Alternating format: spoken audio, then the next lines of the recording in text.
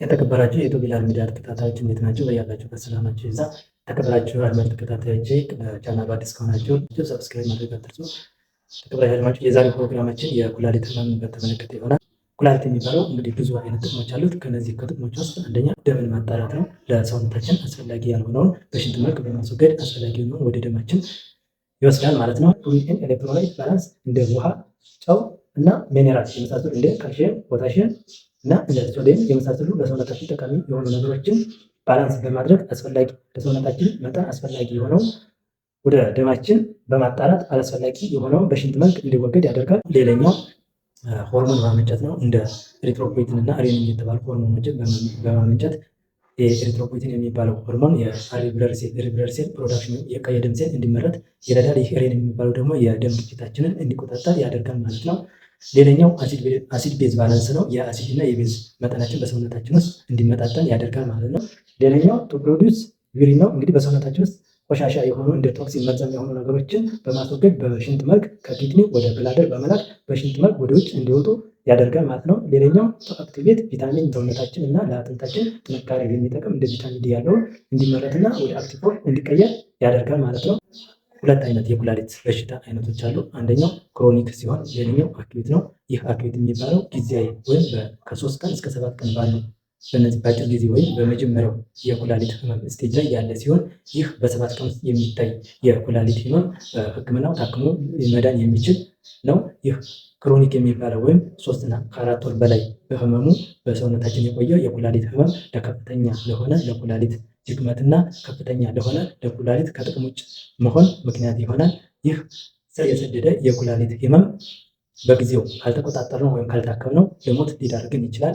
እንግዲህ የኩላሊት ጥቅም ብዙ አይነት ጥቅሞች አሉት። ከነዚህ ጥቅሞች ውስጥ እንግዲህ ደም ማጣራት፣ አሲድ ቤዝ ባላንስ እና ሆርሞን ማመንጨት እንደዚህ የደም ግፊት መጠናችንን እንዲቆጣጠርና የደም ሴል ወይም አርቢሲ እንዲመረት የሚረዳና የቪታሚን ዲ አክቲቬት የሚያደርግ እንግዲህ ይህ ሁሉ ጥቅም አለው። እንግዲህ የኪድኒ ወይም ኩላሊታችን ከጥቅም ውጭ ከሆነ ይህ ሁሉ ጥቅሙ ሲቋረጥ የቀይ ደም ሴል መመረት አይችልም ማለት ነው። ሌላኛው የደም ግፊት ሊፈጠር ይችላል ማለት ነው። ሌላኛው በሰውነታችን ውስጥ የአሲድ እና የቤዝ ባላንሱ መቆጣጠር ካልቻለ ኩላሊታችን በሰውነታችን ውስጥ የአሲድ እና የቤዝ ባላንሱ ከፍ ወይም ዝቅ ሲል በሰውነታችን ላይ ከፍተኛ የሆነ ጉዳት አለው ማለት ነው። የኩላሊት በሽታ የተለያዩ ምልክቶች አሉት። ከነዚህ ምልክቶች ውስጥ እንዲህ የቆዳ መድረቅና የቆዳ ማሳከክ የመሳሰሉት፣ የማቅለሽለሽና የድካም ስሜት የመሳሰሉ ነገሮች። ሌላኛው ሽንት ማለት ኮረፋት የበዛበት ሽንት እንዲሁም የሽንት መብዛት ወይም የሽንት ማለት ኖርማል በቀን ውስጥ 2 ሊትር ወይም 2000 ሚሊ ሊትር መሽናት አለበት። ከ2000 ሚሊ ሊትር በላይ ከበዛ አንድ ሰው ኩላሊቱ ችግር አለው ማለት ነው። የኩላሊት ህመም አለበት ልንል እንችላለን። ወይም ደግሞ ከ100 ኤምኤል ከ100 ሚሊ ሊትር በታች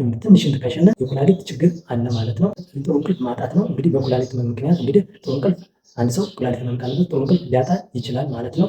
ሌላኛው የምግብ ፍላጎት መቀነስ። እንግዲህ አንድ ሰው የምግብ ፍላጎቱ ከቀነሰ ምግብ አስፈላጊው ምግብ ካልወሰደ እንግዲህ ለደም ማነስ እና ለሌሎችም ተዛማጅ በሽታዎች ሊጋለጥ ይችላል ማለት ነው። ሌላኛው የክብደት መቀነስ ሊሆን ይችላል። የምግብ አለመውሰድ ካለ ሰውየው የክብደት መቀነስም ሊኖር ይችላል ማለት ነው። የሳምባ ህመም ነው። እንግዲህ በሳምባችን አካባቢ ኩላሊታችን በስርዓት ካላጣራ እንግዲህ ወደ ሳምባችንና ወደ ሙሉ ሰውነታችን ይወገድ የነበረው ቆሻሻ ወደ ሰውነታችን ሲረጭ በሳምባችን አካባቢ የከፍተኛ የሆነ የፈሳሽ መጠን ሲጨምር የሳምባ ህመም ሊያጋጥመን ይችላል። እንደዚሁም የልብ ህመም ወይም የቸስት የደረት ህመም ሊፈጠር ይችላል። ኩላሊት በስርዓት ማጣራት ሲያቅተው ወደ ሰውነታችን የሚረጨው ወደ ልባችንም አካባቢ እንደዚሁ የፈሳሽ መብዛት እና እንደዚሁ ያላስፈላጊ የሆኑ ቆሻሻ መብዛት ለልብ ህመምም ሊዳርገን ይችላል ማለት ነው።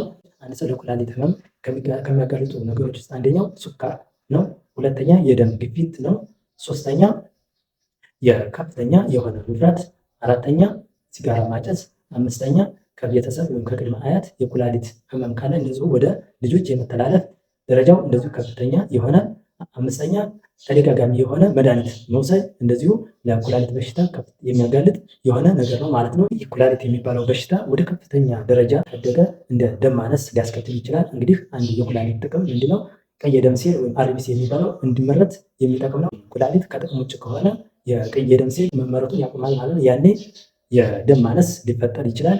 ሌላኛው የኩላሊት ህመም ከፍተኛ ደረጃ ላይ ከደረሰ ለልብ በሽታ ሊያጋልጥ ይችላል ማለት ነው። ሌላኛው የሴክስ ወይም የሴክስ ፍላጎት መቀነስ ወይም ደግሞ አንድ ሴትም ከሆነች አለማርገዝ፣ ወንድም ከሆነ ደግሞ ፈርቲሊቲው የማስረገዝ መጠኑ እንደዚሁ እንዲቀንስ ያደርጋል ማለት ነው። ሴንትራል ነርቨስ ሲስተም ወደ ነርቫችን ወደ ብሬናችን የሚሄደው እንደዚሁ ሊጎዳ ይችላል ማለት ነው። እርግዝና ላይ እንደዚሁም በእናትና በልጅ ላይ ከፍተኛ የሆነ ጉዳት ይኖረዋል ማለት ነው። የአጥንት መልፈስፈስ ሊያመጣ ይችላል። እንግዲህ አንዱ የኩላሊት ጥቅም ቪታሚን ዲን አክቲቬት ማድረግ ነው። እንግዲህ ቪታሚን ዲ ማለት ምንድነው? ቪታሚን ዲ ማለት አጥንቶች እንዲጠነክሩ የሚያደርግ የሆነ ነው። የቪታሚን ዲ የሚባለው የቪታሚን ዲ አክቲቬት መሆን ካልቻለ በኩላሊት ህመም ምክንያት ወይም ኩላሊት ፌል በማድረግ ምክንያት እንደዚሁ የአጥንት መልፈስፈስና በቀላሉ የመሰበር ደረጃ ሊያደርስ ይችላል ማለት ነው። የኩላሊት ምርመራ አይነቶች ነው። እንግዲህ ኩላሊት የተለያዩ ምርመራዎች አሉት። ከነዚህ ውስጥ የላቦራቶሪ ምርመራና እንደዚሁ እንደ ፎቶግራፊ ያሉ በኤክስሬ የሚታዩ ምርመራዎች ናቸው። ይህ የላቦራቶሪ ምርመራ የተለያዩ የሽንት ምርመራ ይደረግለታል።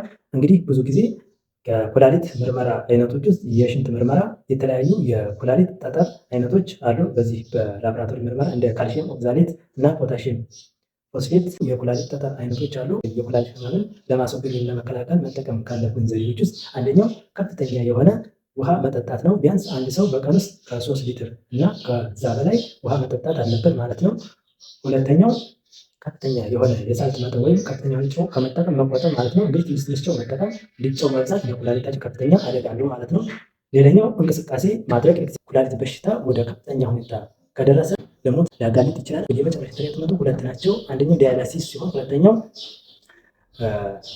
ኪድኒ ትራንስፕላንት ነው። ምንድነው ዲያሊሲስ ማለት? ደም እንዲጣራ ማድረግና ሁለተኛው ኩላሊት መቀየር ማለት ነው። የመጨረሻ የህክምና ደረጃዎቹ ማለት ነው። እና ይህ የኩላሊት ህመም ከፍተኛ የሆነ ጉዳት አለው። ኩላሊት ህመምን ለማስወገድ ፕሪቬንሽኑ ወይም መከላከያ መንገዱ አንደኛ ምንድነው? ተደጋጋሚ መድኃኒቶችን አለመጠቀም። እንግዲህ ከዶክተር ምክር ውጭ ወይም ዶክተር ካዘዘው መድኃኒቶች አላስፈላጊ የሆኑ መድኃኒቶችን በተደጋጋሚ አለመውሰድ አንዱ የመከላከያ መንገዱ ነው ማለት ነው። ሁለተኛ ውፍረትን መቀነስ። እንግዲህ ውፍረት ለከፍተኛ ለሆኑ ለብዙ አይነት በሽታዎች ሊያጋልጥ ይችላል። እንደዚሁ ለኪድኒ ፌለር ወይም ለኪድኒ ህመም አንዱ ውፍረት ትልቅ የሆነ ምክንያት ነው ማለት ነው።